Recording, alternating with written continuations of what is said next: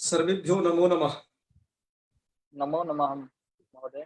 चलिए मंगलाचरण करके प्रारंभ करते हैं। आटा लगा पड़ा है। अब नहीं कल है कपड़ा बर्तन जुटा देना। वो कहाँ है? तख्ती तख्ती कहाँ है? तख्ती देना। चलिए।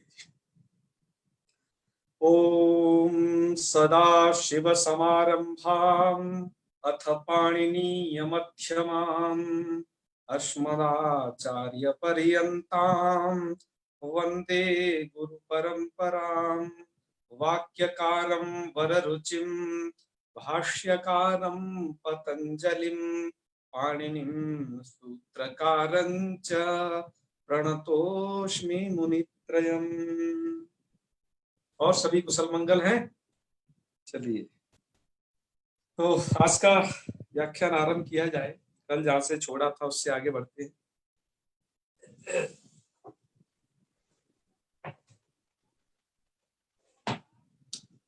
तो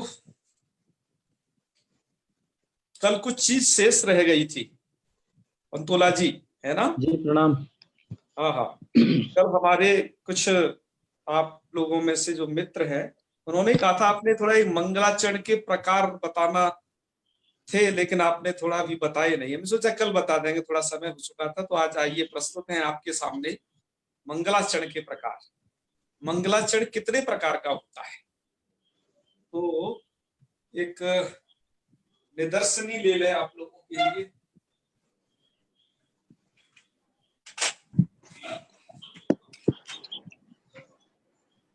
अभी अभी आए हैं क्या? हाँ अच्छा, मुझे लगा बहुत समय तो नहीं हो गया। हाँ, मंगलाचरण के प्रकार देखिए आप। मंगलाचरण कल बताया था, उसके विषय में जो कुछ होगा वो बाद में चर्चा हो जाएगी। इसके प्रकारों पर चर्चा हमारे कुछ लोग थे चाहते थे। तो मंगलाचरण के प्रकारों में सबसे प्रथम प्रकार है नमस्कारात्मक मंगलाचरण। नमस्कारात्मक मंगलाचरण वह मंगलाचरण है जिसमें कोई ग्रंथकर्ता अपने गुरु का या माता पिता का या फिर किसी भी इष्ट देव का स्मरण करता है और उन्हें प्रणाम करता है। ऐसा जो मंगलाचरण है वह नमस्कारात्मक मंगलाचरण होगा। दूसरा जो प्रकार है मंगलाचरण का वो है आशीर्वादात्मक। आशीर्वादात्मक वह मंगलाचरण होता है, यह आपने प्रायः नाटकों में देखा होगा कि जिसमें जो ग्रंथ करता है, उस नाटक का रचयिता अथवा काव्य का रचयिता है, वह यह कामना करता है कि यह जो प्रभु हैं जिनका मैं मंगलाचरण कर रहा हूं ये सबकी रक्षा करें, है ना। अर्थात लोक के आशीर्वाद की कामना करना या फिर अपने लिए आशीर्वाद की कामना करना, यह जो मंगलाचरण है यह आशीर्वादात्मक मंगलाचरण होता है। अच्छा, इसका उदाहरण मैं पहले नमस्कारात्मक का उदाहरण दे दूं, वह थोड़ा रह गया है। नमस्कारात्मक उदाहरण के लिए जिनमें नमस्कार किया जाए केवल जिन मंगलाचरण, जैसे यहाँ सरस्वती कौमुदी को है नत्वा सरस्वती देवी, यह नमस्कार किया गया है, ठीक है। अच्छा जी जी। इसी प्रकार से तर्क संग्रह का जो मंगलाचरण है निधाय हृदय विश्वेशम विधाय गुरु वंदनम, वहां पर भी वंदना की गई। अच्छा, और श्रीमद् भागवत का मंगलाचरण जन्माद्यस्य यतोन्वयादितरतः, ऐसे मंगलाचरण को वह विशुद्ध रूप से वह जो मंगलाचरण है श्रीमद् भागवत का यह नमस्कारात्मक की कोटि में आता है। एक प्रकार है अब आशीर्वादात्मक। इसका उदाहरण स्वप्न वासवादत्तम में आप देखिए। स्वप्न वासवादत्तम नाम का यदि काव्य पढ़ा होगा तो उसमें यह है उदयनेन्दु सवर्णा वासव दत्ता वलौ वलस्य त्वाम पद्मावतीर्ण पूर्णौ वसंत कमरौ बलस्य भुजौ पाताम।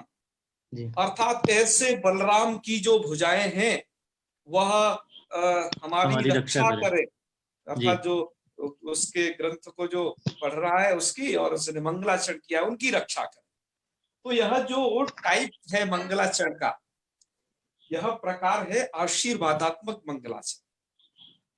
अगला है वह वस्तु निर्देशात्मक मंगलाचरण। वस्तु निर्देशात्मक मंगलाचरण में क्या होता है, ग्रंथकर्ता अपने ग्रंथ का नाम उसमें सूचित करता है।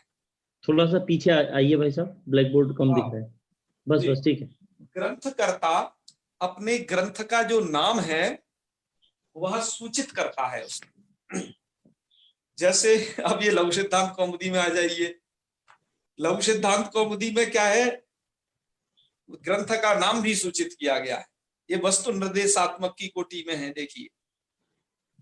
अच्छा, और तर्क संग्रह का मंगलाचरण, क्रियते तर्क संग्रह ये लिखा है, वह जी। मंगलाचरण की कोटि में है, क्योंकि कोटि अर्थात उस प्रकार में, ठीक है ना।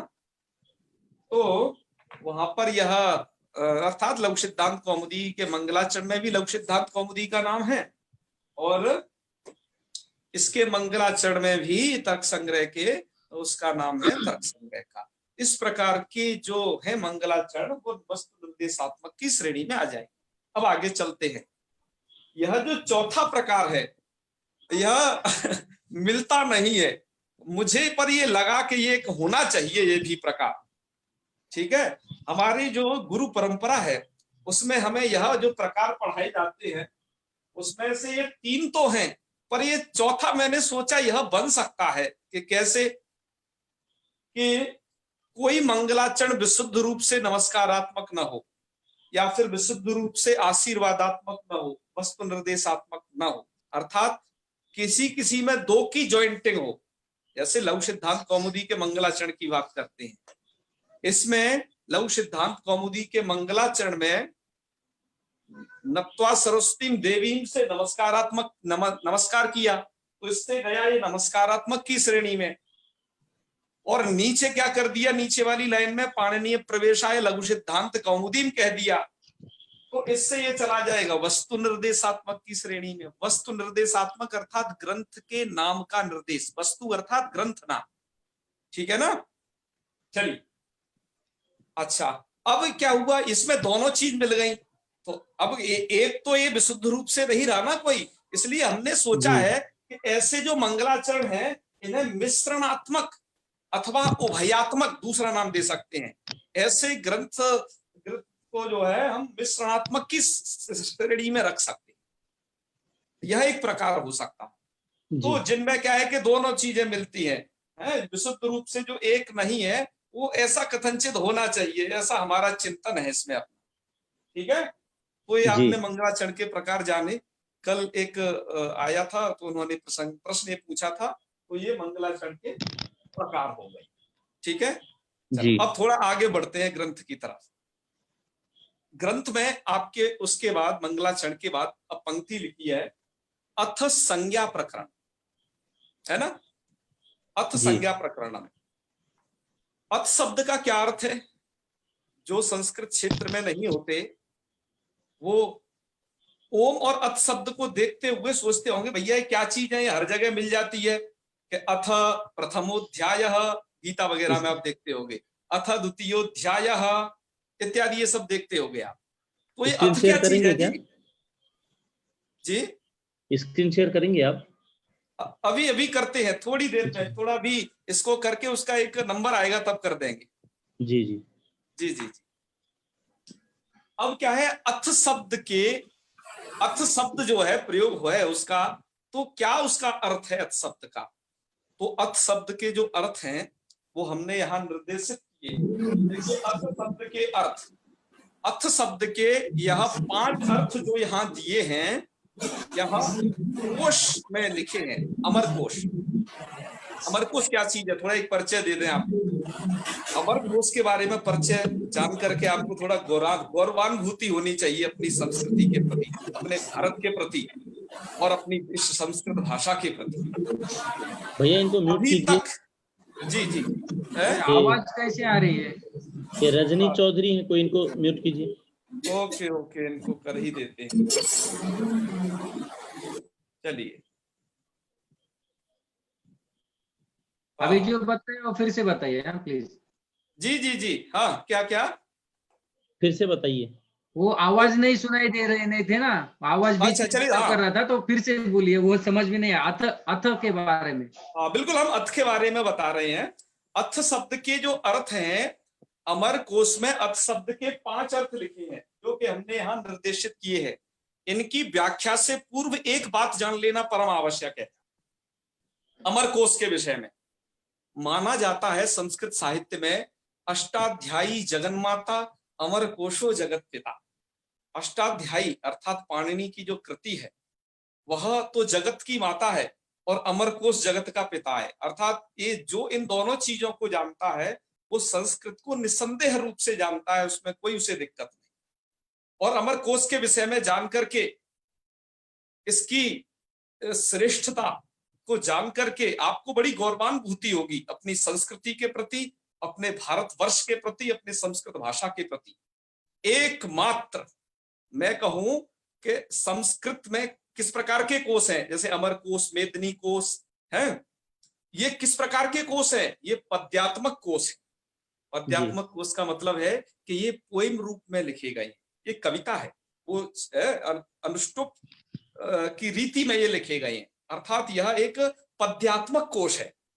सोचिए, आज विश्व के किसी भी भाषा को उठा करके देख लीजिए, किसी के पास पद्यात्मक कोश नहीं है। चाहे वो इंग्लिश भाषा हो, चाहे रशियन भाषा हो, चाहे चाइनीजों की मंदारिन हो, पद्यात्मक किसी के पास नहीं है। ये ऑक्सफोर्ड के और ये तमाम कैम्ब्रिज के जो आजकल डिक्शनरी निकाली है ना, उसमें शब्द हैं ऐसे लाइन से पढ़े गए हैं, वो एक पद्य शैली में निबद्ध नहीं किए गए। अतः ये अपने ऋषियों की कल्पना देखिए, उन्होंने इसमें लालित्य बढ़ाने के लिए क्या किया, इसको पद्यात्मक ढाला। पद्यात्मक में ढालने से क्या होगा, ये जल्दी से याद होगा। और सबसे बड़ी बात, पद्यात्मक के साथ साथ शब्द अर्थ को तो ये बताते ही हैं, प्लस लिंग का भी अनुशासन करते हैं। अर्थात लिंग को भी बताते हैं कि ये शब्द अमुक लिंग में है, फलाना शब्द अमुक लिंग में है, इत्यादि इत्यादि चीज भी बताते हैं। तो इससे क्या होता है, आपका ये 2 in 1 है, शब्द का अर्थ बता रहा है प्लस वह शब्द किस लिंग में है ये बता रहा है। तो अमर कोश जैसे इस ऐसे कोशों को देख करके भारत के पास भाई कोशों की कमी नहीं है। संस्कृत में वाचस्पत्यम देख लो, है ये पद्यात्मक नहीं है। जो वाचस्पत्यम है, शब्द कल्पद्रुम है, और शब्दस्तोम महानिधि, ये वाला, ये पद्यात्मक नहीं है, ये वैसे है जिसमें शब्द दिए गए हैं। पर हम जिनकी बात करें, अमर कोश, मेदिनी कोश, यादव कोश, वैजयंती कोश, ये कोश कैसे हैं? ये सभी के सभी कोश पद्यात्मक है, जिससे आराम से याद किया जा सकता है, बोलने में अच्छे से आ सकता है। ठीक है, बिल्कुल। तो अब हम उसी कोश में क्या अर्थ दिया हुआ है ये हम बताते हैं। अर्थ शब्द के 5 अर्थ दिए गए, जिसमें सबसे पहला अर्थ है मंगल। अर्थात अर्थ शब्द कहीं मंगल अर्थात मंगलाचरण अर्थ में भी प्रयुक्त हो सकता है, सबसे पहली बात। ये वहां का ओपेरा हाउस था। हाँ, वदतु संकास्ति का पिवा कहा अस्ति मध्य वो। रविकांत जी अपने आप को म्यूट कीजिए। हाँ, काफी लोग अपने आप को म्यूट नहीं कर रहे हैं, चलो अच्छा है। फिर थरे जी आप बहुत अनम्यूट रहते हो, थोड़ा ध्यान दीजिए, अनुशासन का पालन करें और लोगों को दिक्कत होती है। ठीक है, जब आपको प्रश्न पूछना है तभी अपना म्यूट ऑप्शन खोलिए, ठीक है ना, बाकी अनम्यूट ही रहिए, है ना। और आप बीच में थोड़ा लिख सकते हो, ज्यादा से ज्यादा कुछ करना हो तो। बाकी रविकांत जी अपने को म्यूट कीजिए और लोगों को दिक्कत नहीं है भैया। रविकांत जी, जानते भी हैं कि नहीं? जिसको रविकांत जी, जिससे म्यूट नहीं, आपको आवाज नहीं आ रही है, बोल रहे हैं आपको आवाज नहीं आ रही है, तो आपका नेटवर्क खराब होगा, बाद में फेसबुक में देख सकते हैं। औरों को दिक्कत मत कीजिए कृपया। म्यूट कर दीजिए भैया सबको, एक साथ म्यूट कीजिए। हाँ, हो चुके हैं काफी सारे लोग, अब प्रायः नहीं है। अब 1-2 लोग जो थोड़ा नए जुड़ते हैं ना, वो दिक्कत देते हैं, उन्हें इस पता नहीं होता इस थोड़ा टेक्नोलॉजी के विषय में थोड़ा। रविकांत जी को तो मालूम है, भैया हाँ बिल्कुल। अब इनको और शायद देखते हैं दो रविकांत चार जी को दिन। कोई दिक्कत हो ये रही है। अनुशासन का पालन करेंगे तो सब लोगों के हित में होगा, ये पार्ट डिस्टर्ब नहीं होगा बीच से, ठीक है ना। चलिए, अन्यथा फिर अन्य कार्रवाई करनी पड़ेगी। चलिए, तो अत शब्द का प्रथम अर्थ क्या हुआ? मंगल। मंगल अर्थ मंगलाचरण अर्थ में भी यह शब्द कहीं प्रयुक्त देखा जा सकता है। दूसरा है अनंतर। दूसरा क्या है? अनंतर। अनंतर अर्थात बाद अर्थ में, इसके बाद अनंतर अर्थ में प्रयुक्त हो सकता है। तीसरा अर्थ है शब्द का आरंभ। आरंभ अर्थ में भी अत शब्द का प्रयोग देखा जाता है। कोई भी कार्य आरंभ से पहले अत शब्द लगा देते हैं, ठीक है ना, जैसे अथ प्रथमोध्याय इत्यादि इत्यादि जगहों पर। प्रश्न, कहीं पर अत शब्द प्रश्न के अर्थ में भी देखा जा सकता है। बिल्कुल, शिशिरकांत जी आपकी बात को भी कहेंगे। और प्रश्न अर्थ में जैसे अथेतत, क्या ऐसा है? ये नाटकों में बहुत प्रयोग होता है प्रश्न अर्थ में अत शब्द का। पांचवा है कार्त्स्न्य। कार्त्स्न्य का मतलब है संपूर्णता। कार्त्स्न्य, इसमें थोड़ा संयुक्त शब्द ज्यादा है, थोड़ा पढ़ने में आपको दिक्कत हो तो उसे ठीक कर लेना। कार्त्स्न्य इसका उच्चारण है। कार्त्स्न्य का मतलब होता है संपूर्णता। इतने अर्थों में अत शब्द का प्रयोग कोशकारों ने बतलाया है। अत शब्द क्यों मंगलवाची होता है, इस पर थोड़ा चर्चा कर लें। अर्थात अत शब्द को कहने से यह मंगल कैसे हो जाता है, इस पर थोड़ा विचार कर लें। तो देखिए, ऐसा माना जाता है कि ब्रह्मा जी की उत्पत्ति प्रथम हुई है सबसे पहले। ब्रह्मा हवई देवानाम प्रथमो संबभूव। देवों में ब्रह्मा पहले हुए। तो क्या हुआ, जब वो हुए कमल के फूल पे विराजमान होकर के बैठे थे, और उन्हें क्या हुआ, कुछ डकार टाइप की या कुछ शब्द उच्चारित करने की इच्छा हुई। तो सबसे पहले जो उत्पत्ति हुई उनके मुख से वो दो शब्दों की उत्पत्ति हुई। उसमें सबसे पहला शब्द है ओम। पहला शब्द है ओम और दूसरा शब्द है अथ। तो ओम और अथ, ये दो शब्द ब्रह्मा जी के मुख से सबसे पहले उच्चारित हुए। अतः ये शब्द क्या है?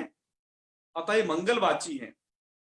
शांकर भाष्य के शांकर भाष्य में जो ब्रह्मसूत्र पर लिखा गया है उसमें एक पद्य मिलता है कि अभी जो पद्य लिखा था इन्होंने, एक भैया थे उन्होंने, कि ओंकारश्चात शब्दश्च द्वावेतौ ब्रह्मणा पुरा कंठम भित्वा विनिर्यातो तस्मान मांगलिका भुवौ।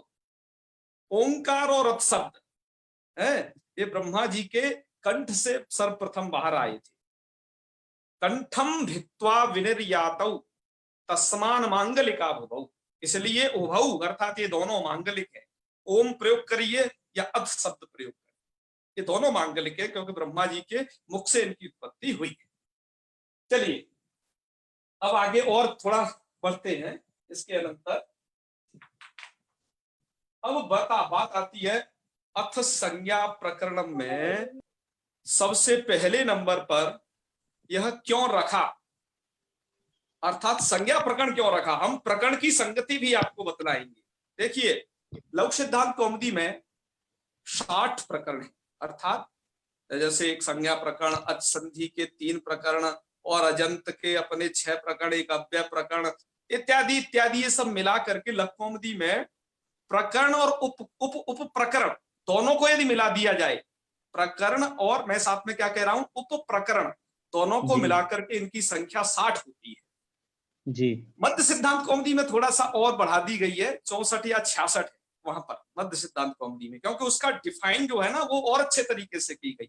पर हाँ, संज्ञा प्रकरण को सबने पहले रखा है। चाहे भट्टो जी दीक्षित जी हो तो उन्होंने वैयाकरण सिद्धांत कौमुदी में सबसे पहले रखा इस शब्द को, इस प्रकरण को। प्रकरण अर्थात एक अध्याय है ना, एक चैप्टर, आप ये समझें जो लोग नए हैं वो।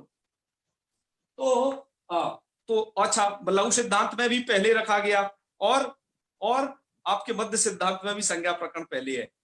बल्कि जो सबसे पहला प्रक्रिया ग्रंथ था रूपावतार, उसमें भी सबसे पहला प्रकरण उसका नाम है संज्ञावतार। संज्ञावतार अर्थात संज्ञा प्रकरण जैसा ही है कुछ ये नाम, और वहां पर नाम संज्ञावतार। तो ये ऐसे उसका नामकरण किए। तो नाम मतलब पहले संज्ञा प्रकरण ही क्यों रखा, ये प्रश्न, यह हम समझाने के लिए आपको कुछ बातें समझाते हैं, तब इससे आप समझ पाएंगे। आप देखिए इस पर, अभी ब्लैक बोर्ड पे ही देखेंगे, व्हाइट बोर्ड पे जी। शब्द, शब्द जिसको कहा जाता है ये पदम। दरअसल शब्द कहते हैं लोक भाषा में, व्याकरण भाषा में हम क्या कहेंगे, पद। ध्यान रखिए, ये अभी जब आप सुप्तिगंतम पदम पढ़ोगे ना, तो वहां पद शब्द का प्रयोग किया है। पाणिनि जी पद शब्द प्रयोग करते हैं, हम लोक व्यवहार में उसे शब्द कहते हैं। अतः मैंने इसे यहाँ पर शब्द बराबर पदम ऐसा लिखा हुआ है, ठीक है। मैं जैसे एक वाक्य बोल रहा हूं पहले आप लोगों के सामने, इसके देखने से पहले थोड़ा मुझे ध्यान से सुनिए मैं क्या कहना चाहता हूं। जैसे मैंने कहा वासुदेवस्य, वासुदेवस्य पुत्रम, अर्थात कहा कृष्णः मुरलिकां वादयति। वासुदेवस्य पुत्रम अर्थात कृष्णः मुरलिकां वादयति। तो यहां पर क्या हुआ, बहुत सारे मैंने शब्द प्रयोग किए इस वाक्य में, जिसमें कुछ शब्द सुबंत थे, कुछ शब्द और कुछ तिगंत प्रयोग किया एक शब्द, ठीक है ना। इस प्रकार से जब भी हम वाक्य पढ़ते हैं तो ये हमें शब्द प्रयोग मिलता है, अर्थात शब्द प्रयोग हमें दो तरीके से मिलेगा। हाँ, शब्द पद समानार्थी है, पर व्याकरण भाषा में उसे पद ही कहना चाहिए, ठीक है ना। हाँ, शब्द ये उसमें है लोक भाषा। तो क्या चीज है, ये दो तरीके का है शब्द, अर्थात पद दो तरीके का है। एक तो सुबंत हो सकता है या तिगंत हो सकता है। देखो दो विभाग, हम एक मूल चीज से चल रहे हैं। दो तरीके होते हैं, सुबंत और तिगंत, दो प्रकार के शब्द। सुबंत तिगंत क्या होते हैं, घबराइए नहीं, इसमें है वो आएंगे धीरे धीरे, नहीं भी समझ में आया।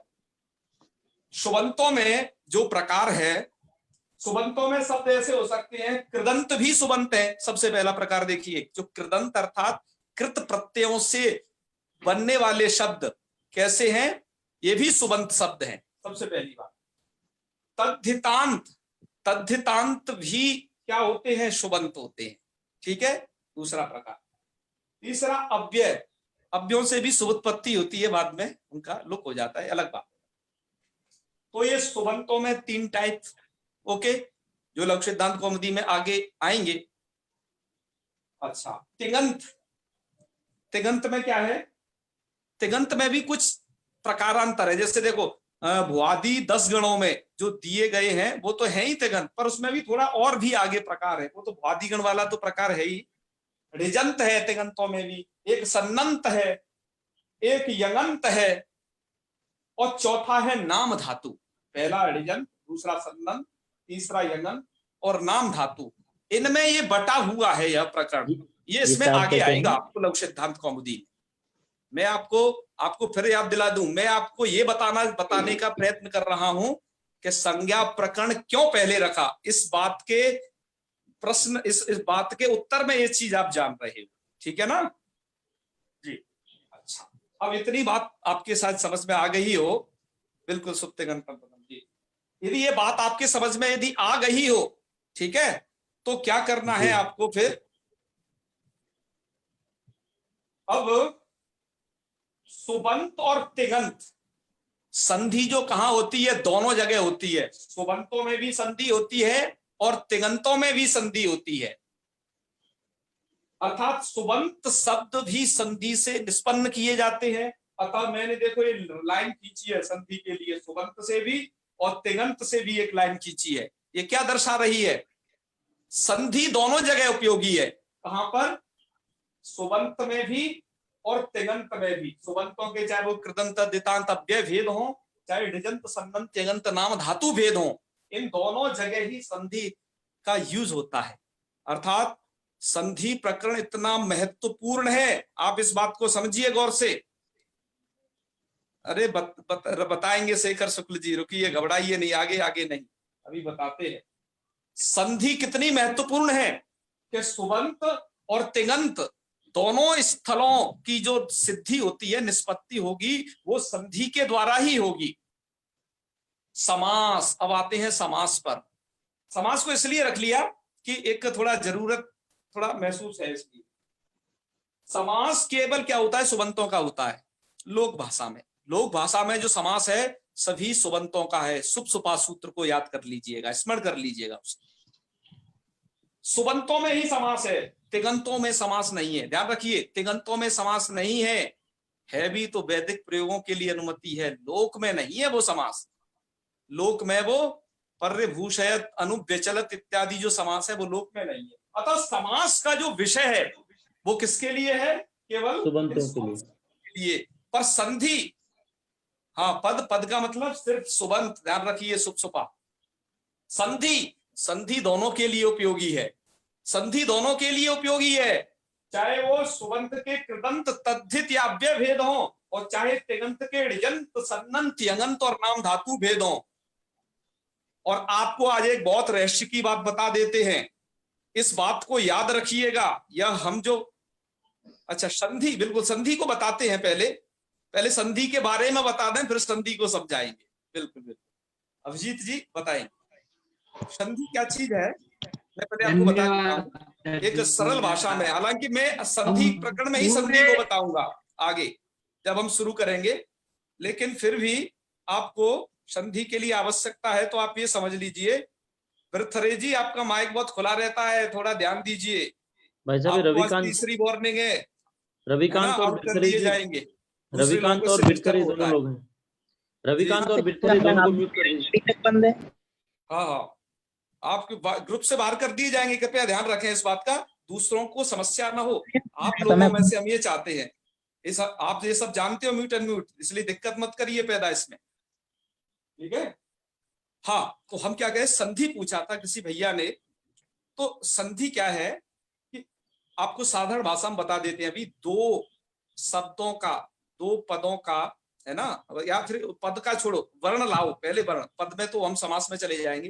दो वर्णों का मेल, दो वर्णों को जब मिलाते हैं ना तो वो संधि होती है। वहां पर जब भी तुम्हें कोई लंबायमान वाक्य दिखाई दे, अभिजीत जी, जैसे ये लघु सिद्धांत कौमुदी, संस्कृत में क्या होता है, ये बड़े लंबे लंबे शब्द प्रयोग होते हैं। आप कादंबरी पढ़ोगे, बाण भट्ट जी का लिखा हुआ, बड़े लंबे लंबे शब्दावली, अब उसे कौन सही पढ़ पाएगा? जो वैयाकरण होगा। क्यों? जो ये शब्द चिपकते हैं ना, आपको देखो इसमें 3 शब्द चिपके हुए दिखाई दे रहे हैं, लघु सिद्धांत और कौमुदी।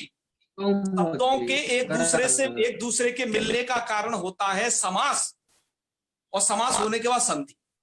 इन दो के कारण पद आपस में चिपक जाते हैं, समझ रहे हैं ना? ये एक बार म्यूट कर दीजिए सब। संधि और समास के कारण ही। भैया रविकांत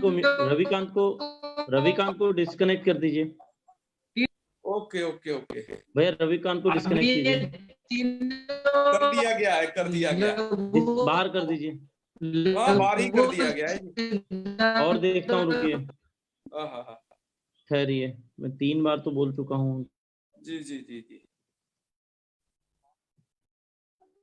चलिए चलिए। अध्ययन, आपकी आवाज साफ नहीं आ रही, हमें कौन क्या कहना चाह रहे हैं? हाँ, अरे आपका नेटवर्क सही नहीं आ रहा जी, अभी आप थोड़ा बाद में पूछ लीजिएगा। भैया इनको रिमूव कर दीजिए। ठीक है, चलो कोई बात। भैया चलो, अब ये कर दिए गए भैया।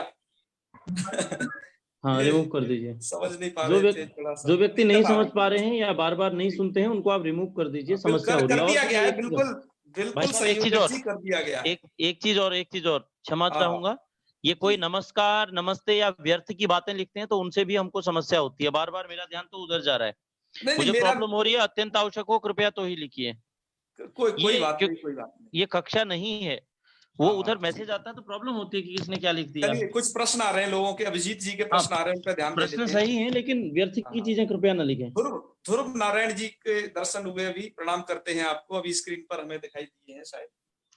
चलिए आगे बढ़ते हैं आगे। तो हमारा ये कहने का मतलब है, जो पद आपस में जुड़ते हैं, जिनको हम शब्द कहते हैं, 2 कारण होते हैं। संधि और समास के कारण पद जुड़ जाते हैं, जिससे क्या होता है, संस्कृत में इतने लंबे लंबे वाक्य प्रयुक्त होते हैं, तो पता नहीं चलता कि जिह्वा को कहाँ रोकें, है कहाँ जिह्वा को यति दें, पता नहीं चलता। ये इसमें कारण यही है, ठीक है ना? अभिजीत जी, आपको प्रश्न का उत्तर मिल गया होगा। आगे बढ़ते हैं। संधि, अब आप समझ गए होंगे, तो ये संधि क्या है? सुबंत तिगंत दोनों में इसका काम है। ये संधि नाम का जो एक ये व्यक्ति है, यह ऐसा है कि सब जगह अधिकार रखता है अपना, सुबंतों में भी हाथ मारता है, तिगंतों तक हाथ मारता है। और आपको मैं जो रेस्ट की बात अभी बतलाने वाला था वो समझ लीजिए। रहस्य ये है कि जो संधि नहीं जानता वो व्याकरण नहीं जानता। ये बात मेरे अलावा मैंने जिनसे सुनी है, माता पुष्पा दीक्षित जी, डॉक्टर ब्रजभूषण ओझा गुरु जी, ऐसे विद्वान इस बात को बताते हैं कि जो संधि नहीं जानता वो व्याकरण नहीं जानता। और आप एक बात समझ लीजिए, आज तक जो लोग व्याकरण नहीं सीख पा रहे होंगे उसमें मेन कारण है कि आप संधि नहीं सीख पाए, संधि समझ नहीं पाए, इसलिए आप व्याकरण नहीं समझ पाए थे। आपको करना क्या है, हर हालत में 1 महीने तक यहां पर अवश्य रहना है संधि सीखने के लिए। यदि आप संधि सीख गए व्याकरण सीख जाएंगे, नहीं क्या होगा, जिंदगी में व्याकरण नहीं आ पाएगी। व्याकरण संधि कहें तो एक पर्याय जैसे समझिए। माता पुष्पा दीक्षित जी कहती हैं कि व्याकरण में क्या है, 60% संधि है, 40% और बचे खुचे कार्य है।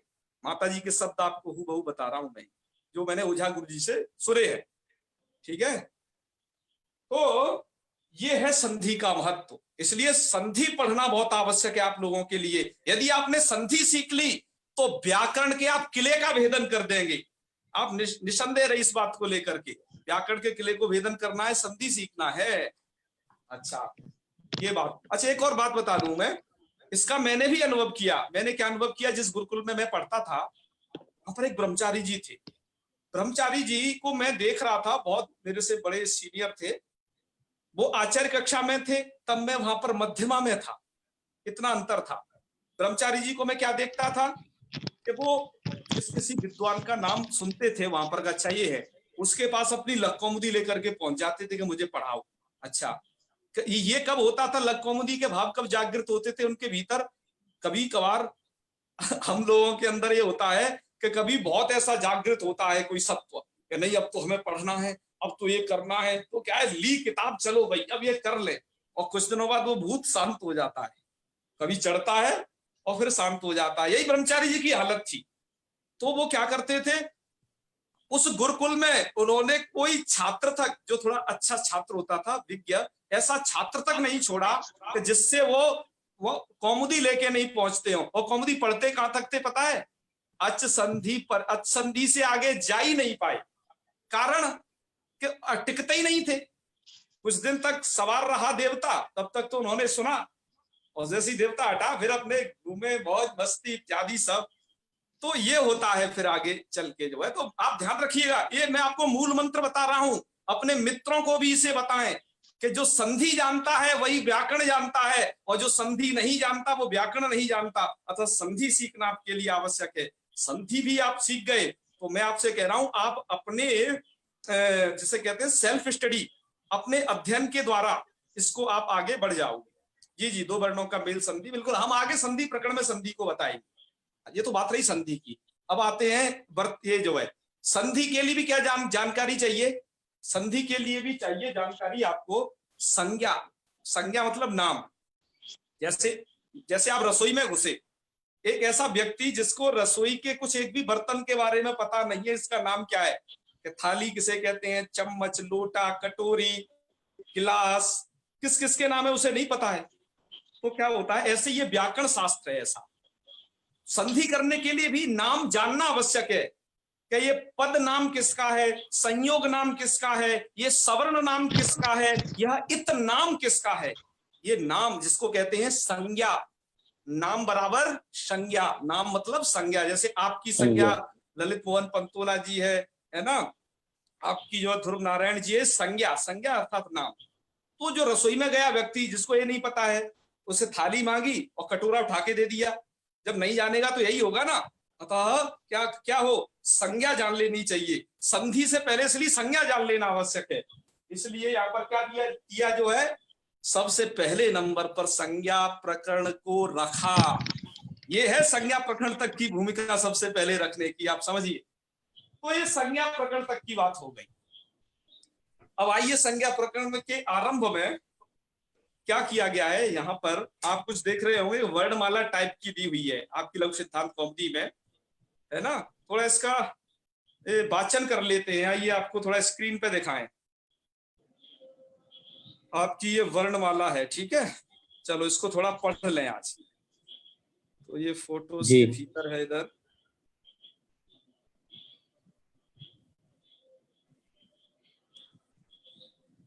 आपको दिखाई देना स्टार्ट हो गई होगी शायद। जी। तो अथ संज्ञा प्रकरण के नीचे देखिएगा लिखा है अ ई उण, ठीक है। एक बार इनका हम उच्चारण करते हैं, आप थोड़ा सुन लीजिएगा धैर्य से। हालांकि हमने आपको जो वीडियो रिकॉर्डिंग भेजा है, उधर एक लिंक शेयर किया है, आप उसे जरूर सुने ध्यान से। आप में से ही एक हैं, उन्होंने उसको बड़ी मेहनत से तैयार करके आप लोगों के लिए भेजा है, आप उन्हें धन्यवाद दें उस कार्य के लिए, और आप उसे अवश्य सुने, है ना। वो बहुत अच्छा उच्चारण है। आइए, अथ संज्ञा प्रकरणम सबसे पहले दिया है। ये क्या है, ये वर्णमाला है, इसकी चर्चा करते हैं। तो इसको पहले सुन लीजिए, उसके बाद चर्चा करेंगे। इसको कैसे पढ़ना है, तरीका देखिए। अ ई उण, ऐसे एक साथ नहीं पढ़ना, ऐसे ऐ उण कर देते हैं कई लोग, ऐसे नहीं पढ़ना। अ ई उण, फिर क्या है, रीलिक। मेरा थोड़ा उच्चारण सुनिएगा, रीलिक। मैं इसको री नहीं पढ़ रहा हूं अभी, आपको इसका कारण मैं बताऊंगा, ऐसा मैं क्यों नहीं पढ़ रहा हूं, आप इसको ध्यान रखिएगा। मैं पढ़ रहा हूं रीलिक, ओके, रीलिक ऐसा। आगे है ए ओंग, आई आउच। उच्चारण यदि साफ होगा तो आपके व्याकरण पढ़ने का जो ये है वह सार्थक होगा, आपका ये सत्र।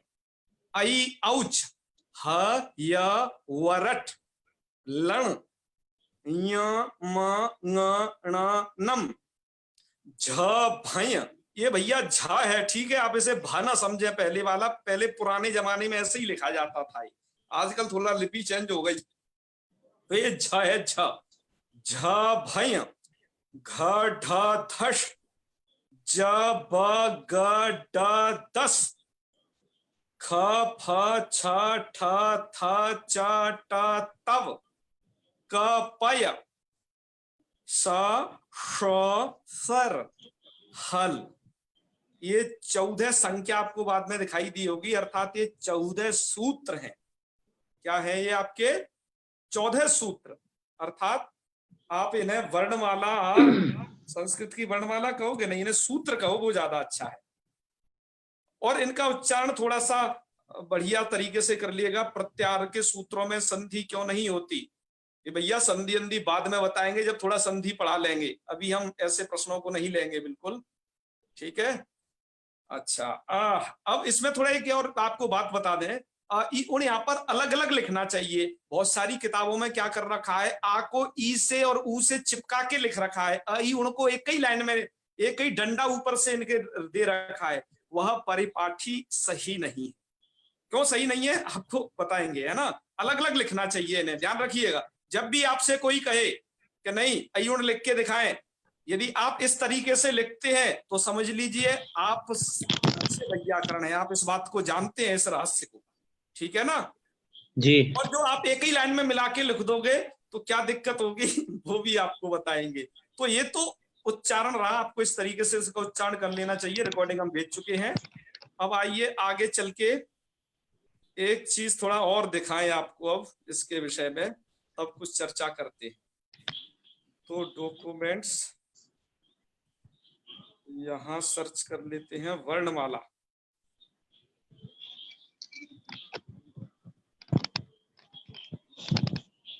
और वर्णमाला, हाँ तो वही है, वर्णमाला कौन सी वाली है जी, ये वाली।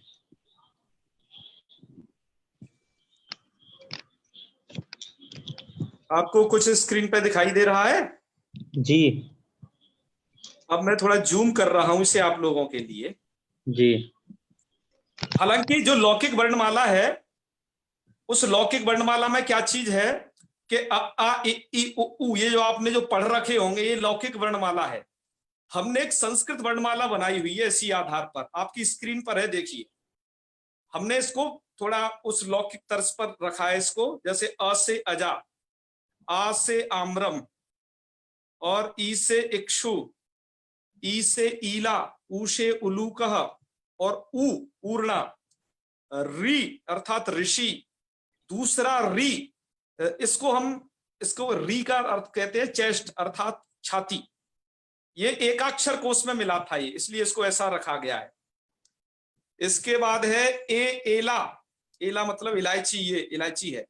आई मतलब ऐन्द्री, औ अर्थात औतुह और औ माने औषध, हम यहां तक रखा। अब हिंदी की वर्णमाला में यहां से आगे क्या कर रखा है आप लोगों को पता ही है, अंग अह ये भी दे रखे हैं साथ में।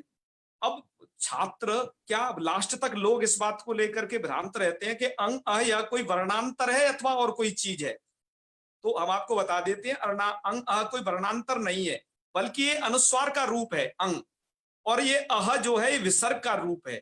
और इस अंग आह को ये अनुस्वार और विसर्ग को ऐसा नहीं केवल आप अ पर ही लगा सकते हो, आप इसे यथेच ई पर भी लगाइए, ऊ पर भी लगाइए, अर्थात जो भी स्वर हैं, ये जो हमने ऊपर सभी स्वर कहे आ से लेकर के औ तक, इन सभी स्वरों पर आप इसे लगा सकते हो, इसका प्रयोग कर सकते हो। ठीक है। अच्छा, एक ये अवग्रह है, संस्कृत वालों के लिए वर्णमाला बनाई है हमने, तो ये ध्यान रखा संस्कृत वालों को अवग्रह बड़ा परेशान कर रखा है।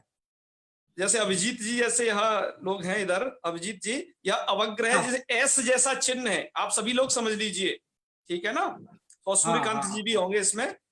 अवग्रह का मतलब है कि यह ऐसा एस जैसा चिन्ह, इसको कहते हैं अवग्रह। अवग्रह कब कैसे लगाया जाता है, यहाँ पर उसका नियम लिखा हुआ है, हम आपको इसे ग्रुप में भेज देंगे, इसे ढंग से पढ़ लीजिएगा, ये कब किसका कब प्रयोग होता है, ठीक है ना। अच्छा, ये हाँ ये इधर ठीक है, ये स्वरा और अयोगवाह, ये अयोगवाह कहते हैं इनको, अनुस्वार विसर्ग को। अयोगवाह का मतलब होता है कि इनका वर्ण समान, इसमें पाठ नहीं है दरअसल, है इनका योग नहीं है इसमें, पर इनका फिर भी यूज होता है अनुस्वार विसर्ग का, और एक अनुनासिक का चिन्ह और है, उसे हम नीचे दिखाएंगे, उसका भी प्रयोग होता है। आइए आगे बढ़ते हैं। व्यंजनानी, अथ व्यंजनानी के आगे देखिए इधर, क ख ग घ ङ ये लिखे हुए हैं, क कपोता, ख खरा, ग गजा, घ घटी और ये ङ, ये तो कवर्ग है, आपको ध्यान रख दीजिएगा। अरे अयोगवाह कितने होते हैं इसकी भी संख्या की चर्चा नहीं हो रही है, ठीक है। शेखर शुक्ल जी कृपया संदेश मत कीजिए, ध्यान टूटता है बार बार। जी आपको कुछ व्यक्ति पूछना हो तो ग घ ये क्या है, ये कवर्ग है, ध्यान रखिए। वर्ग इसमें क्या है, 5 अक्षर है। देखो वर्ग हम क्यों कह रहे हैं इसको, क से लेकर के प तक, आप अपनी स्क्रीन पे देख पा रहे होंगे, क से लेकर के प तक जो ये चीज है, ये वर्ग के अंतर्गत ये आती है, ठीक है। ये देखिए क से लेकर के प, क्यों वर्ग क्यों है, कई 5 अक्षर ऐसे हैं, देखिए क च ट त प, और 5 का ये है, मतलब एक वर्ग बन जाएगा ये। तो कवर्ग में 5 अक्षर क ख ग घ ङ, चवर्ग में भी 5 अक्षर च छ ज झ य, टवर्ग में भी 5 अक्षर ट ठ ड ढ ण, तवर्ग में भी 5 अक्षर त थ द ध न, पवर्ग में 5 प फ ब फ म, यहाँ तक के ये 25 वर्ण, इनको हमने बता रखा है कि इनको कहते हैं स्पर्श। इस साइड में देखिएगा, ये साइड पीली पट्टी पे स्पर्शः लिखा हुआ है, ठीक है जी। आगे देखिए अब थोड़ा सा, ये आपको हम क्यों बता रहे हैं, इस सब की आवश्यकता संज्ञा प्रकरण में आपको पढ़ने वाली है, जो लोग नहीं जानते हैं उनके लिए भी ये आवश्यक है। पवर्ग के बाद ये मतलब 5 और 25 वर्ण हो गए। इसके बाद है य र ल व, ये क्रम, ये है अंतस्थ वर्ण, ये 4 अंतस्थ वर्ण होते हैं, ये आपको हम संज्ञा प्रकरण में भी बताएंगे, यहाँ भी थोड़ा संकेत दे ही दिया है। और उसके बाद है श श श ह, ये ह तक आपके हो गए ये 4 ऊष्म वर्ण, श श स और ह, यहाँ तक। ये अनुनासिक का चिन्ह देखो इधर दे दिए है, व के इधर, ये अनुनासिक का चिन्ह, इसे कहते हो आप चंद्र बिंदु कहते हैं ना, इसको अनुनासिक है इसका ये। अच्छा, एक है क्या हलंत, हलंत का चिन्ह ये आपने देखा होगा प्रायः संस्कृत में, ऐसा ये कुछ नीचे ऐसा जुड़ा हुआ होता है ये। तो ये हलंत कब लगता है, ये हलंत ये बताता है, देखो इसके विवरण में कुछ लिखा हुआ है हलंत के में, कि विना स्वरेण व्यंजनानाम उच्चारणम दुष्करम भवति, अर्थात जो स्वर हैं उनके बिना इन व्यंजनों का, व्यंजन मतलब ये हमने क से लेकर के आप ह तक देख रहे हो इनको, इन व्यंजनों का उच्चारण क्या होता है, बड़ा मुश्किल होता है, हम आप कर नहीं सकते। इसलिए यदि आपको क च ह ऐसा हलंत कहीं पर मिले तो आप ये समझ लेना यहाँ पर ये केवल यही व्यंजन अक्षर है, इसमें स्वर वर्ण इत्यादि नहीं है, है ना, केवल केवल यही वर्ण है। अब नीचे देखो हमने यहाँ पर संयुक्त अक्षर और उनकी एक सूची दे दी है। जैसे क्ष, क्ष मिलता है क और क्ष से मिलके। त्र को देख लें, ज्ञ को देख लें, क्या मिलता है ज य। स्र में जब आपको दिखाई दे तो श र, और द्य में द य। ये आप देख लीजिए, हमने लगभग 20 वर्ण यहाँ पर दे दिए हैं, ग्रुप में आपको भेज देंगे, इसे देख लीजिएगा।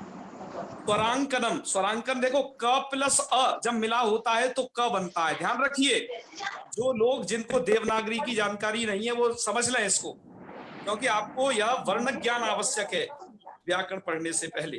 क अ मिला के क में आ मिला दो तो ऐसा, क में ई मिल गई ऐसी। आगे तो तुम जानते हो, इसको ही ध्यान रखिए। क अ मिला के पूरा क, जब आधा वो होगा तब उस पर ऐसे नीचे ये लगा होगा ये चिन्ह जी। तो आपको एक ये सुनील जी, समझ गए होंगे। सुनील जी म्यूट कीजिए। ठीक है, सुनील जी म्यूट कीजिए। तो आपने यह देखा है, ये कुछ तरीका एक आपको बताया अभी। तो ये था आपका, भाई साहब ओके ओके, तो ये जो तरीका था आपको बताया, ये थी लौकिक वर्णमाला। ठीक है, ये लौकिक वर्णमाला थी। अच्छा, इसका भाई संस्कृत के लिए जो प्रयोग होता है। अच्छा, अब ये अयुण वगैरह क्या है? क्या ये संस्कृत की वर्णमाला है? ये सूत्र है संस्कृत के। कुछ लोगों के मन में प्रश्न होता है शायद ये संस्कृत की वर्णमाला है अयुण। ये वर्णमाला की बजाय सूत्र है। ये वर्णमाला मैंने आपको दर्शा दी जो ऐसे संस्कृत की प्रयुक्त होनी चाहिए। संस्कृत की वर्णमाला का ही अनुसरण हिंदी ने किया, इसलिए अ आ इ उ ये सब हो गए। जी। यहाँ पर दोनों तरीके से व्यवहार आपको मिलेगा। पाणिनि के सूत्रात्मक तरीके के लिए माहेश्वर सूत्रों से भी व्यवहार किया गया है, और ये लौकिक वर्णमाला का भी आश्रय इसमें लिया गया है। अच्छा, यह जो महेश्वर सूत्र है ये बाद के हैं, और जो लौकिक वर्णमाला है जो हम आपको भी दिखा रहे थे, यह परंपरा और प्राचीन है। ये अनादिकाल से है यह परंपरा। ठीक है ना, जो लौकिक वर्णमाला है वो अनादिकाल से है और पाणिनि के समय से ये आया। अच्छा, एक और आपकी जानकारी के लिए बात बता दें, अ ई उ, आप अयुण में ये देखते हो ना अ ई उ, ये तो अनादिकाल से सिद्ध है। पाणिनि जी ने क्या किया कि पाणिनि जी ने इसमें ये जो बाद में अयुण में ना देख रहे हो हलंत जैसा, रील लिख में क देख रहे हो हलंत जैसा, पाणिनि जी ने ये अंतिम अक्षर जोड़ दिए हैं, ऐसा कुछ का कहना है। ठीक है ना, और कुछ का पर नागेश जी ये मानते हैं कि जो अंतिम अक्षर जोड़े हैं ना ये रील लिख में का इत्यादि वगैरह, ये जोड़े हैं महेश्वर जी ने इन अनुबंधों को लगाया है, ऐसा नागेश जी का मत है इस विषय में। अच्छा, ये निकले कैसे? तो इनकी उत्पत्ति की कथा है कि यह डमरू से निकले। ये किससे निकले? डमरू से ये निकले। डमरू एक यंत्र आपको देखो बजाने वाला होता है, जिसको ढक्का भी संस्कृत में कहा जाता है, डमरू भी कहा जाता है, प्लेनेट ड्रम उसका इंग्लिश में नाम है, प्लेनेट ड्रम। अभी हमने जो वर्णमाला दिखाई ना इसमें एक डमरू आया है, आप उसे देख लीजिए समझ जाओगे। जो अन्य प्रांत के लोग होंगे इस शब्द को समझ जाएंगे। डमरू से इनकी उत्पत्ति हुई है इन माहेश्वर सूत्रों। तो आज हमने आपको ये माहेश्वर सूत्रों से विषयक और ये लौकिक वर्णमाला से विषयक कुछ बातें बताई हैं। अब हम चाहते हैं कि अगली कक्षा में आपको अयुण के बारे में बता करके, है ना, इति माहेश्वराणी की व्याख्या करके, और तब आपको ये हलंत्यम वगैरह के विषय में संज्ञाओं के बारे में तब आपको बताएंगे। आपसे विनम्र अनुरोध यह है कि आपके पास रिकॉर्डिंग भेज दी गई है, आप रिकॉर्डिंग को सुने। हिंदी टीकाएं जिनके लिए आवश्यक थी हिंदी भेज दी गई है, जिनको इंग्लिश की टीका आवश्यक थी इंग्लिश की भेज दी गई है, संस्कृत जिनकी आवश्यकता थी संस्कृत टीका भी भेजी गई है। आपको जिस भाषा में सुलभता हो उस भाषा से सीखिए। भाषा बाधक नहीं होनी चाहिए आपके ज्ञान के अर्जन करने। तो आप किसी भी भाषा से सीख सकते हैं, पर हम आपको जो मूल करके बताएंगे वह आपको बताएंगे। तो गीता प्रेस में जितना मूल है उसी के आधार पर व्याख्यान होगा। आपको इन टीकाओं की जरूरत शायद शुरू में पड़ सकती है थोड़ा अर्थ को समझने के लिए। आपको यदि संस्कृत के अर्थ अभी नहीं समझ में आ रहे हैं तो आप लोगों के प्रति मेरा ये अनुरोध है, आप उसका हिंदी का अर्थ कम से कम याद कर लीजिए तो भी काम हो जाएगा। आपको याद कहां तक करना है? मुश्किल से संज्ञा प्रकरण तक और कुछ संधि पर्यंत तक ही थोड़ा याद की ज्यादा खींचातानी रहेगी नए लोगों को। उसके बाद ये आपको दिक्कत नहीं आने वाली, ठीक है ना? तो और जी। इसके विषय में आपको कैसे पढ़ाई करनी है इत्यादि इत्यादि के विषय में कल बताएंगे विस्तार से। तो आज जी, बात जी। को यही रखते हैं। यदि आपके कुछ जी। प्रश्न हो, आपका कुछ पूर्व पक्ष हो, तो आपका स्वागत है और थोड़ा पूछ सकते हैं। एक प्रश्न था। पहले हाथ उठाइए। सूर्यकांत जी जी उठा आप रहे बोलिए, उसके बाद हाथ उठाइए। सूर्यकांत शर्मा जी। जी आचार्य जी प्रणाम, मेरी आवाज आ रही है? जी बोले। जी, बोले। जी आचार्य जी, प्रश्न नहीं है मगर कुछ 2-3 दिनों से मतलब कुछ कहना था। अवश्य बताइए बताइए। जी आचार्य जी, आपके अलावा जो भी सहपाठीगण है उनसे भी मेरा अनुरोध है जी, कि जी। यहाँ पर जैसे बहुत विद्वान लोग भी जुड़े हैं, कई आचार्य जुड़े हैं, सब जुड़े हैं, परंतु जी, जब आप शिक्षण कार्य कर रहे हैं, जब आप पढ़ा रहे हैं, उस जी, समय जी। बीच में मैसेजेस ऐसे आते हैं कि जिस मतलब एक शिक्षक जानता है कि उसको किस क्रमानुसार पढ़ाना है। जी, जी, जी। आगे का प्रश्न पूछते हैं, भाई हम लोग जैसे जो संस्कृत बिल्कुल नहीं जानते, मूड जैसे हैं, हमको जी, मालूम है कि आप धीरे धीरे पढ़ाएंगे, परंतु वो आगे का प्रश्न होता है फिर धीरे से एक विषय जिस पे आप बताने जा रहे हैं वह छूट आप जाता सही है। कह रहे हैं। देखो सूर्यकांत जी, इसका कारण ये है कि हमारे ग्रुप में दो प्रकार के अध्येता हैं। एक तो नए, जो नए सिरे से जुड़े हैं, एक पहले से पढ़े हुए अध्येता हैं। अब जो पहले से पढ़े हुए अध्येता ज्यादा प्रश्न करते हैं, हालांकि हम उनका भी स्वागत करते हैं, ऐसी बात नहीं है, पर हम उनकी बातों को बताएंगे निश्चित। आप जुड़े रहिए, किसी की बात को छोड़ेंगे नहीं। और आपको ज्यादा है तो आप हमसे पर्सनल पूछ लीजिए, क्योंकि ग्रुप में नए लोग भी जुड़े हैं। इस बात का थोड़ा भी ध्यान रखें। जो नहीं भैया, नए उसके लोग हैं लिए और हर सूर्यकांत चीज जी कोई की बात। छोड़ी नहीं जाएगी, चिंता नहीं करें। भैया भैया हाँ, भैया, कल से 25 मिनट ये मैसेज बॉक्स बंद होगा। हाँ, हाँ। जिसको संशय है उसके लिए अलग से कक्षा दी जाएगी। मैंने पहले ही कहा है, वो अपने संशय को कहीं डायरी में लिख ले और संशय वाली कक्षा में ही पूछे। पूरी तरह से मैसेज बॉक्स बंद होगा, 100% बंद होगा। और जो हम पढ़ा रहे हैं वर्णमाला, उसका स्क्रीनशॉट या उसकी फाइल आपको ग्रुप में अपने आप मिल जाएगी, पूछने की जरूरत नहीं है। चलिए आगे बढ़िए। बस मैं यही कहना चाहता हूं, आप ये मत समझिए कि हमारे पास ये आधा घंटा और 45 मिनट ही है।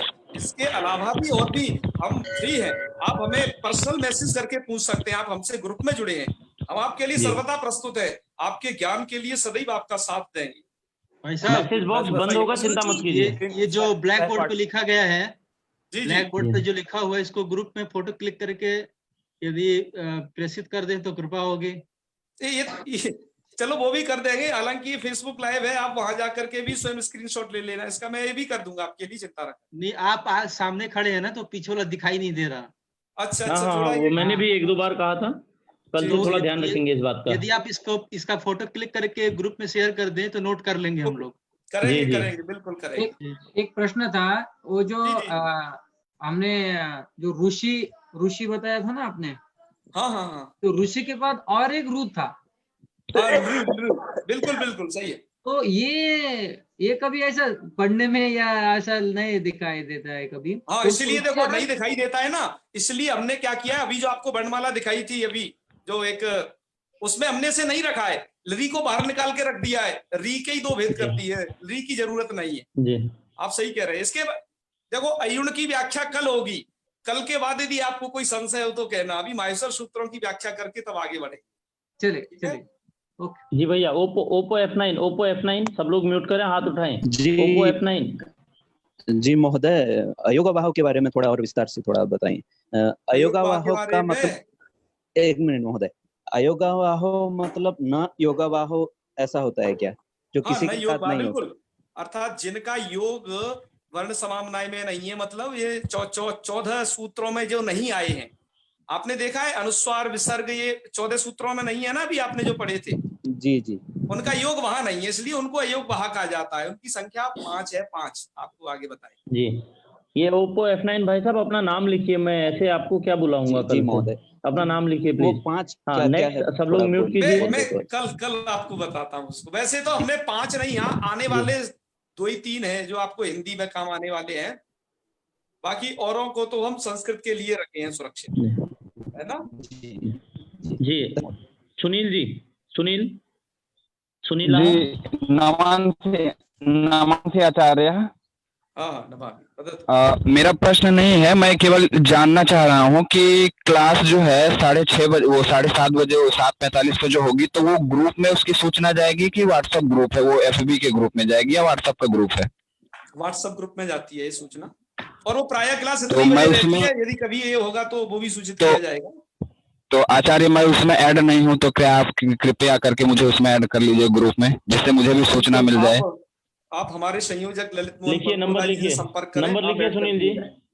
मेरा नंबर लिखिए 9719। तो आप दे देना इनको, आप फेसबुक जी। पे नंबर ले लीजिएगा, मैसेंजर में आप फेसबुक से जुड़े हैं मुझे पता है। चलिए सुनील जी नंबर ले लीजिएगा मेरा कहीं से, किसी से।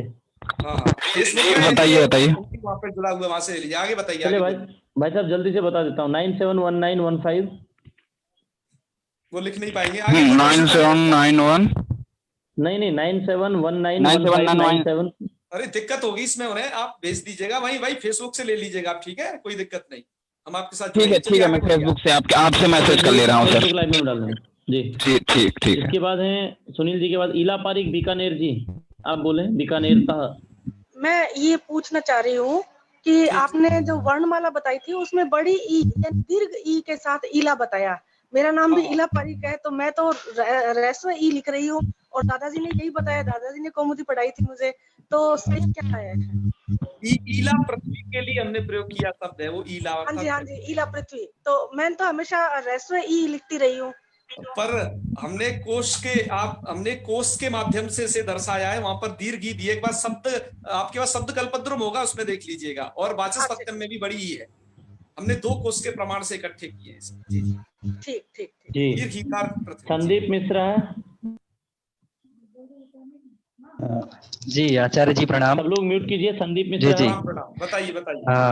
जी, आपने कहा था बीच में कि अयुण को अलग अलग क्यों लिखना चाहिए। कल बता दें इसको, अयुण का व्याख्यान अभी कल भी बताएंगे जी। आप कल बताते हैं इस प्रश्न को, ठीक है ना? अच्छा जी जी। और ऋग को भी आपने, इसके बाद आपको संशय नहीं होगा, ठीक है? जी जी जी ठीक है आचार्य जी। रीमा गोराडिया। ये हाँ, आपने जो वर्णमाला बताई है अभी, उसमें आपने वो चौथी लाइन में भी जो आपने कहा कि ये छ है, पहले वैसे लिखा जाता था, उसके बाद की लाइन में जैसे हिंदी में लिखते छ, छतरी का छ, उसके बाद की लाइन में भी वो था। क्या था? अच्छा वो क्ष मतलब क और श के संयोग वाला। हाँ। अच्छा वो क्ष था, छ नहीं ना, छतरी का छ नहीं। नहीं। ओके उसमें क और श 2 मिले हुए, क्ष ऐसा उच्चारण है। ठीक है। ऐश्वर्या उसमें विवरण दिया हुआ है, 20 संयुक्त वर्ण की सूची है वो एकदम। अच्छा धन्यवाद। नमो नमः महोदय। नमो नमः महोदय, आप कुछ रहस्य की बात बता रहे थे, फिर संधि बताने लगे, तो वो रहस्य की बात क्या थी? रहस्य की बात यही था ना कि यदि आप संधि नहीं समझ पाओगे तो व्याकरण नहीं समझ में आएगी। अच्छा ठीक। संधि जानता है, संधि समझ गए तो व्याकरण आ जाएगी, संधि नहीं आएगी तो व्याकरण नहीं आएगा। महोदय एक और प्रश्न था प्रथम दिवस की क्लास को लेकर। जी आपने बताया था कि जब भी हम कुछ पाठ करते हैं, जैसे देवी कवच का आपने एग्जाम्पल दिया था, भैरवी रक्षितु भैरवी, भार्याम रक्षितु भैरवी, तो महोदय जब संकल्प लेके पाठ किया जाता है तब ये चीजें सक्रिय ज्यादा रहती हैं या नॉर्मल भी हम पढ़ सकते हैं? अच्छा, ये कर्मकांड का प्रश्न है। संकल्प करना चाहिए, यदि आप वाचिक नहीं तो मनसा संकल्प जरूर करें किसी भी चीज का। ऐसा कर्मकांड में संकल्प के बिना अनुष्ठान की जो फल नहीं मिलता है पूरा। जी धन्यवाद। जी जय माई की जय माई। किसी के हाथ उठे नहीं है? नमो नमः महोदय। जी हाँ नमो नमः महोदय। जी नमस्ते जी। क्या अमरकोश में कोई शब्द के अर्थ का उदाहरण दे सकते हैं? क्या शब्द के अर्थ का? अमरकोश में शब्द के अर्थ किस प्रकार दिए गए हैं, इसका कोई उदाहरण दे सकते हैं? शब्द के अर्थ? हाँ बिल्कुल। आप ऐसा करें, इनको ग्रुप में थोड़ा अमरकोश भी, आप ग्रुप में हमारे जुड़े हैं क्या नहीं? हाँ जुड़ो। हाँ आपको अमरकोश भेज देंगे, उसमें आपको बाकायदा पूरा का पूरा एक साथ मिल जाएगा, ठीक है ना? हर एक उदाहरण मिल जाएगा, भी हमने वहीं से उठाया था उदाहरण। अमरकोश में ऐसे पर्याप्त है, बहुत सारे। आपको ग्रंथ भेज देंगे पूरा का पूरा। बिल्कुल। हाँ बताइए पुरुषोत्तम जी। जी भैया नमामि हम। नमामि। मेरा प्रश्न है कि ये जो माहेश्वर सूत्र है, माहेश्वर सूत्र में 2 हकार का क्या प्रयोजन है? अभी महेश्वर आया सूत्र व्रत की व्याख्या करेंगे तो ये बताएंगे, निश्चित बताएंगे। अभी व्याख्या नहीं की है, अभी आपको बताया था ना, जी आप सुन रहे होगे, हमने कहा कल व्याख्या होगी। जी दो अगर एक निवेदन मेरा था, फिर समाप्त सिद्धांत करेंगे। कॉमेडी वालों के लिए तो बिल्कुल नहीं, आप चिंता मत करिए। तो भी कुछ भाई प्रसंगता साहब, आपको बता देंगे। जी जी जी भैया जी भाई साहब एक निवेदन मेरा था सभी लोगों से, फिर हम समाप्त करेंगे। अच्छा, पुरुषोत्तम शर्मा जी का हो गया। पंकज घोष जी अपना अंतिम प्रश्न रखेंगे, फिर हम कक्षा को समाप्त करेंगे। पंकज घोष। हा महोदय, अहं वदामि लौकिकपद्धति यत् भवान् उक्तवान्, लौकिकपद्धति पञ्चवर्गाः एवम् अस्ति वर्णस्य। अनन्तरं पाणिनिपद्धतिः अस्ति अ सूत्राकारे। अतः लौकिकपद्धति बहु पूर्वे वा लौकिकपद्धति एव पूर्वे? हाँ, लौकिक पद्धति पूर्व आसीत्। मातृकासु पश्यतु भवान्, मातृकासु अ इ उ इत्यादयः वर्णाः उपलभ्यन्ते। पाणिनेः पूर्वमपि वर्णानां व्याकरणस्य अस्तित्वमस्ति इति तु भवान् श्रुतमेव पूर्वमेव। आमामाम् तत्तु जानामि, परन्तु एतस्य कुत्र लभ्यते यत् मम धारणा अस्ति वा नहीं, धारणा नहीं स्वीकरणीया। अच्छा टीकाकारः तथैव प्रतिपादयन्ति, नागेशस्य शेखरं पश्यतु। अच्छा, अस्तु अस्तु, नागोजी भट्टस्य शेखरम्। उत्तमं, धन्यवाद महोदय, एतत् बहु उत्तमम्। नमस्कार जी, सभी के प्रश्न हो गए हैं, तो मैं एक निवेदन करना चाह रहा हूँ। जो संस्कृत के पहले से पढ़े हुए अध्येता हैं, वो यहाँ पर बहुत सारे मैसेज करते हैं, और पहले के फॉरवर्ड क्वेश्चन मत कीजिए प्लीज। अभी आचार्य जी ने हमको अई उन की व्याख्या नहीं बताई और हम उसके बीच की बातें पूछ रहे हैं, हम संधि की चीजें पूछ रहे हैं। तो आपको अगर कोई वैयक्तिक ऐसे संशय है तो आप आचार्य जी से वैयक्तिक हमसे डायरेक्ट पूछ ले, वहां पर जहाँ कम समय मिलता है। कल से हम चैट बॉक्स बंद कर देंगे। अंतिम 10 मिनट में आप लोग हाथ उठाएंगे और डायरेक्ट पूछेंगे। चैट बॉक्स खुलने से बहुत समस्या है, चैट बॉक्स बंद होगा कल से, क्योंकि जो नया अध्येता है उसके साथ न्याय नहीं हो पाएगा। ऐसे ये गलत बात है बिल्कुल। मान के चलिए अधर्म कर रहे हैं कई लोग, तो जबरदस्ती करते हैं। तो कोई बात नहीं, कोई बात हूँ कई चीजों में होता है, सही नहीं है। कृपया अपना अध्ययन मत देखिए, दूसरे को भी देखिए। वाइट ग्रुप से बिल्कुल शेयर करेंगे। ठीक है, तो आज का यहीं पर पाठ करें, समापन। जी ठीक है, तो समापन शांति मंत्र पढ़ते हैं। ओम सर्वे भवन्तु सुखिनः, सर्वे भवन्तु सुखिनः, सन्तु निरामयाः, सर्वे भद्राणि पश्यन्तु, मा कश्चित् दुःखभाग् भवेत्। ओम शान्तिः शान्तिः शान्तिः। सर्वेभ्यो नमो नमः। शुभरात्रि। हर हर महादेव शंभो। हाँ,